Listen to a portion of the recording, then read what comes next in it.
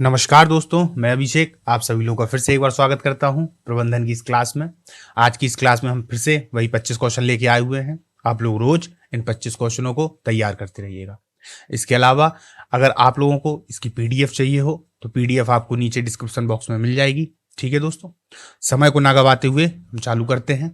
पहला प्रश्न है, पहिए के साथ सूटकेस की शुरुआत एरिस्टोक्रेट ने की थी। यह इसका एक उदाहरण है। संवर्धित उत्पाद का, सामान्य उत्पाद का, संभावित उत्पाद का, पारंपरिक उत्पाद का। फिर से प्रश्न सुन लीजिए।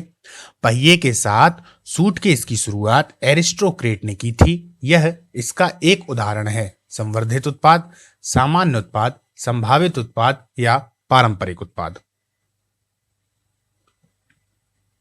इसका आंसर होगा ए, संवर्धित उत्पाद। ठीक है दोस्तों, तो इसका आंसर क्या होगा? ए, संवर्धित उत्पाद। चलिए आगे बढ़ते हैं। किस अवधारणा का तर्क है कि उपभोक्ताओं को व्यापक रूप से उपलब्ध और सस्ते उत्पाद पसंद आएंगे? किस अवधारणा का तर्क है? उत्पाद अवधारणा, लागत अवधारणा, उत्पादन अवधारणा या विपणन अवधारणा? प्रश्न है, किस अवधारणा का तर्क है कि उपभोक्ताओं को व्यापक रूप से उपलब्ध और सस्ते उत्पाद पसंद आएंगे? उत्पाद अवधारणा, लागत अवधारणा, उत्पादन अवधारणा या विपणन अवधारणा? तो डा, विपणन अवधारणा। चलिए आगे बढ़ते हैं। उत्पादकता को खालिस्तान रूप में व्यक्त किया जाता है। Output upon input, input upon output, input plus output या output plus input?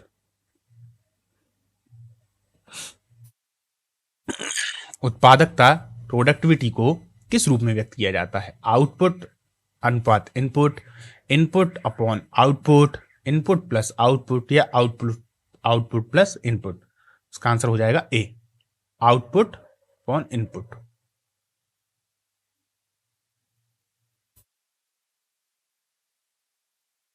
Just in time नामक तकनीक जापान में प्रारंभ हुई। इसका इस्तेमाल के लिए होता है या किसके लिए होता है? यह सुनिश्चित करने के लिए कि कर्मचारी पाबंद है, बेहतर सूची नियंत्रण के लिए, समयोपरि मजदूरी के भुगतान को कम करने के लिए, आवक आपूर्ति पर परिव्यय का आकलन करने के लिए। ये आकलन है, अंकलन नहीं है। ठीक है। जस्ट इन टाइम नामक तकनीक जापान में आरंभ हुई और इसका इस्तेमाल खालिस्तान के लिए होता है या किसके लिए होता है? इसका आंसर हो जाएगा आवक आपूर्ति पर परिव्यय का आकलन करने के लिए।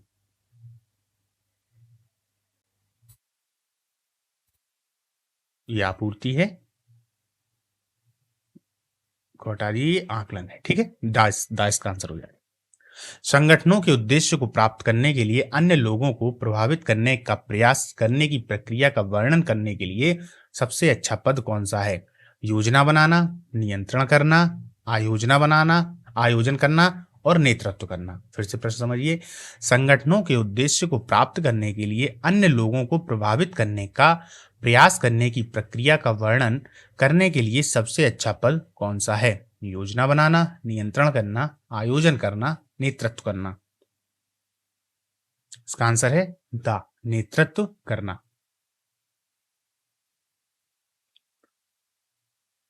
रोकड़ वही में डेबिट शेष का अर्थ है बैंक ऋण, ओवरड्राफ्ट, अनुकूल शेष, प्रतिकूल शेष। रोकड़ वही में डेबिट शेष का अर्थ है बैंक ऋण, ओवरड्राफ्ट, अनुकूल शेष, प्रतिकूल शेष।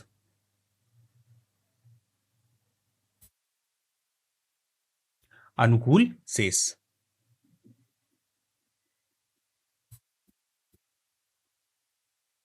चलिए, एक संगठन जो पहले अपनी गतिविधि के रूप में एक कार्य को करता था, अर्थ दूसरी कंपनी जो कि मुख्यतः विदेश से है, को अपने कार्य को पूरा करने के लिए कहने का निर्णय लेता है और एक संविदा में प्रविष्टि करता है। इस प्रक्रिया को क्या कहा जाता है? फिर से समझिए। एक संगठन जो पहले अपनी गतिविधि के रूप में एक कार्य को करता था, अर्थ दूसरी कंपनी जो कि मुख्यतः विदेश से है, को अपने कार्य को पूरा करने के लिए कहने का निर्णय लेता है और एक संविदा में प्रविष्टि करता है। इस प्रक्रिया को क्या कहा जाता है?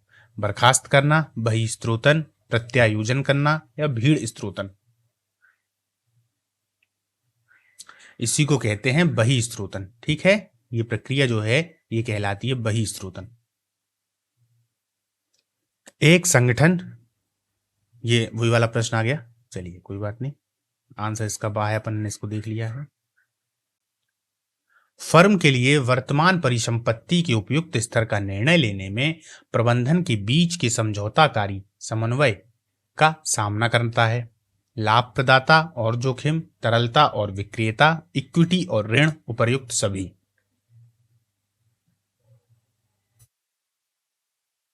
फर्म के लिए वर्तमान परिसंपत्ति के उपयुक्त स्तर का निर्णय लेने में प्रबंधन के बीच के समझौताकारी समन्वय का सामना करता है। लाभप्रदाता और जोखिम, तरलता और विक्रेता, इक्विटी और ऋण, उपर्युक्त सभी। इसका आंसर है लाभप्रदाता और जोखिम। इनमें से प्रत्यक्ष ज्ञान प्रक्रिया में चतुर्थ चरण कौन सा है? इनमें से प्रत्यक्ष ज्ञान प्रक्रिया में चतुर्थ चरण कौन सा है? अवलोकन चरण या व्यवहारिक चरण, व्यवहार प्रतिक्रिया, व्याख्या चरण या उद्दीपन का चयन? अवलोकन चरण, व्यवहार प्रतिक्रिया, व्याख्या चरण या उद्दीपन का चयन। व्याख्या चरण को हम निर्वाचन भी कह देते हैं। इसका आंसर हो जाएगा सी, व्याख्या या निर्वाचन चरण। वित्तीय विवरण में शामिल है केवल लाभ एवं हानि, केवल बैलेंस शीट, केवल नकदी प्रवाह का विवरण, उपर्युक्त सभी। वित्तीय विवरण में अब आप लोग दिमाग लगाइए भाई, ये तीनों शामिल होंगे ना, वो तो वित्तीय विवरण है, इसलिए उपर्युक्त सभी। चलिए, EOQ का संक्षिप्त रूप है economic order quantity, environmentally operation quality, efficient operation qualifier, agronomic office quality. अब बताइए, इकोनॉमिक ऑर्डर क्वांटिटी, इसका आंसर क्या हो जाएगा? पहला। EOQ का जो संक्षिप्त रूप है वो है इकोनॉमिक ऑर्डर क्वांटिटी। नगदी प्रवाह विवरण नगद प्रवाह को इनके आधार पर वर्गीकृत करता है। केवल परिचालन गतिविधियां, केवल परिचालन और वित्तीय गतिविधियां, केवल परिचालन और निवेशी गतिविधियां, परिचालन, वित्तीय और निवेशी गतिविधियां।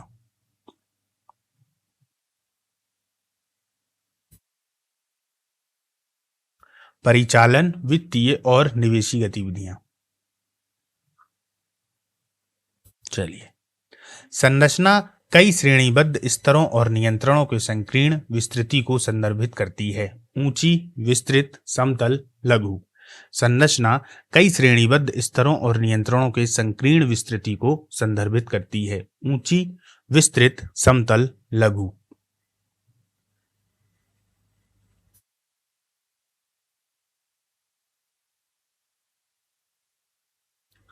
संरचना कई श्रेणीबद्ध स्तरों और नियंत्रणों के संकीर्ण विस्तृति को संदर्भित करती है, तो ऊंची।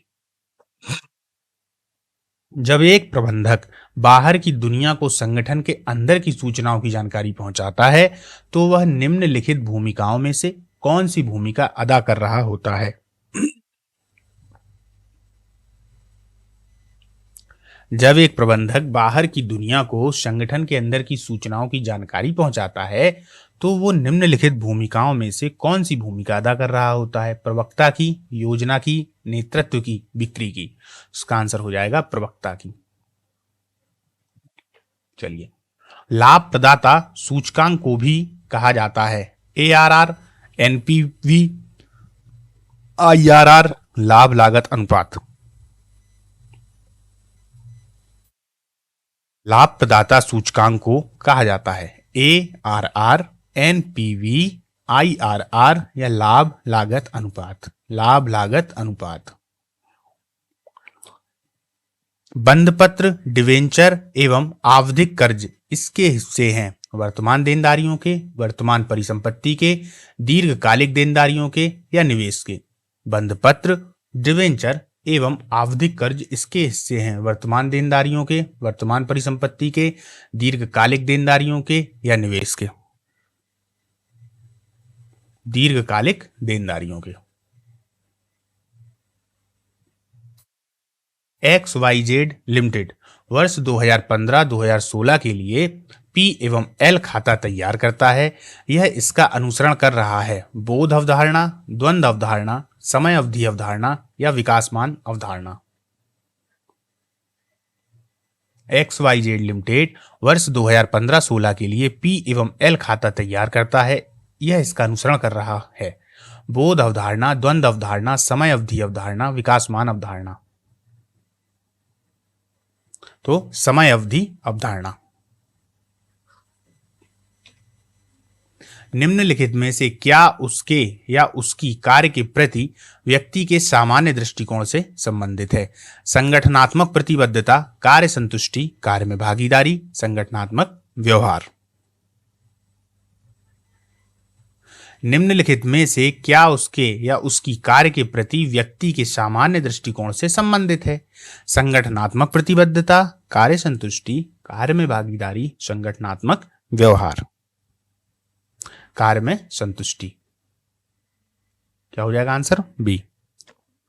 SBU इसे संदर्भित करता है सामरिक व्यवसाय इकाई, ध्वनि व्यवसाय इकाई, लघु व्यवसाय इकाई, मौसमी व्यवसाय इकाई। SBU इसे संदर्भित करता है सामरिक व्यवसाय इकाई, ध्वनि व्यवसाय इकाई, लघु व्यवसाय इकाई, मौसमी व्यवसाय इकाई। देखिए दोस्तों, इस प्रकार के जो क्वेश्चन आते हैं, तो जब आप लोग पटवारी का एग्जाम देंगे तो ये क्वेश्चन इंग्लिश में भी होता है। तो इंग्लिश वाले को और हिंदी वाले को दोनों को मिला के देख लिया करें। इंग्लिश वाले से आप लोग उसको तुरंत सही कर देंगे, है ना। होता क्या है, हम जल्दबाजी में ध्यान नहीं देते और क्वेश्चन को सोचते हैं अरे यार ये कैसा आ गया, या तो आगे बढ़ जाएंगे या जल्दबाजी में गलत कराएंगे। तो एक बार आप इंग्लिश वाले को भी चेक कर लें, खासतौर पर उनमें जिनमें संक्षिप्तीकरण जैसी चीजें होती हैं, जैसे ये है SBU, है ना, या कोई कंप्यूटर का ऐसा वर्ड आ जाए, है ना, जैसे MTTP। अब वो हिंदी में आप नहीं उतना समझ पा रहे, लेकिन आप इंग्लिश में उसको कर लेंगे। चलिए, तो इसका आंसर क्या हो जाएगा? सामरिक व्यवसाय इकाई। अपुष्ट समाचार के संदर्भ में निम्नलिखित में से कौन सा कथन सही नहीं है? आ है, अपुष्ट समाचार यानी ग्रेप वाइन को निरंतर प्रयास के साथ समय पर समाप्त किया जा सकता है। ठीक है भैया, आगे बढ़ते हैं। कुछ प्रबंधक अपने फायदे के लिए अपुष्ट समाचार ग्रेप वाइन का इस्तेमाल करते हैं। अपुष्ट समाचार अक्सर हानिकारक अफवाहों को उत्पन्न करते हैं या कर सकते हैं। अपुष्ट समाचार असंरचित अनौपचारिक संचार होते हैं।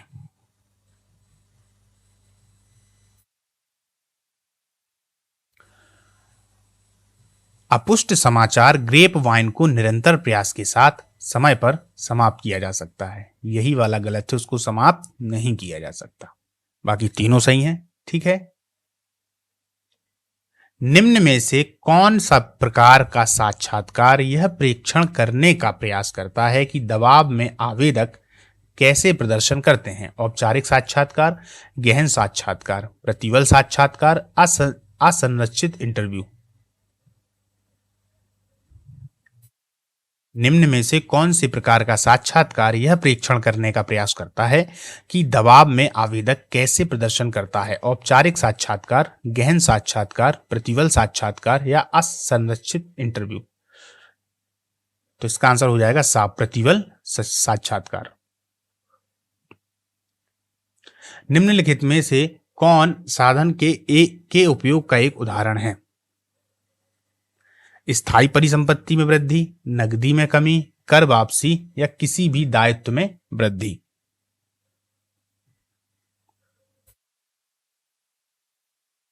का आंसर क्या हो जाएगा? स्थायी परिसंपत्ति में वृद्धि।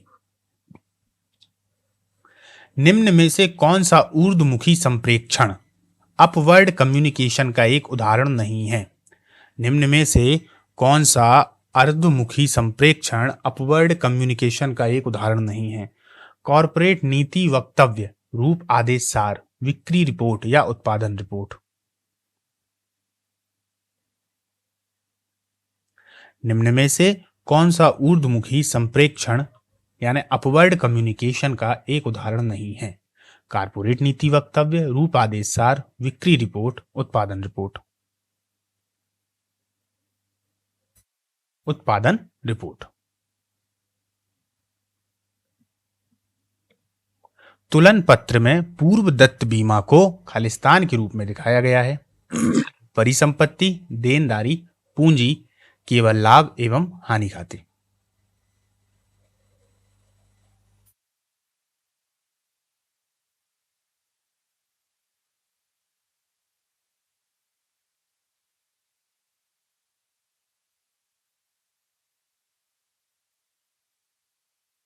तुलन पत्र में पूर्व दत्त बीमा को खालिस्तान के रूप में दिखाया गया है। इसका आंसर क्या हो जाएगा? परिसंपत्ति। चलिए दोस्तों, तो आज के ये 25 क्वेश्चन अपने कंप्लीट होते हैं। आप लोगों को अगर पीडीएफ चाहिए हो तो नीचे आप लोग देख लीजिएगा, पीडीएफ डाल दी गई है डिस्क्रिप्शन बॉक्स में, है ना। और पीडीएफ को आप लोग ले लें और इनको निरंतर रोज के रोज आप 25-25 करते जाएंगे तो वो समय आएगा जब लगभग में आधी फरवरी निकल गई होगी, उस समय तक आपके पास में काफ़ी सारे प्रश्न ये हो जाएंगे और आपको काफ़ी अच्छे से ये याद हो जाएंगे, है ना। तो रोज थोड़ा थोड़ा करने से एक दिन बहुत ज़्यादा हो जाता है, एक ही दिन बहुत ज़्यादा करने से कुछ भी नहीं हो पाता। ठीक है दोस्तों, तो इसी के साथ आज की अपन क्लास को समाप्त करते हैं। कल फिर से मिलेंगे इसी प्रकार 25 क्वेश्चनों के साथ।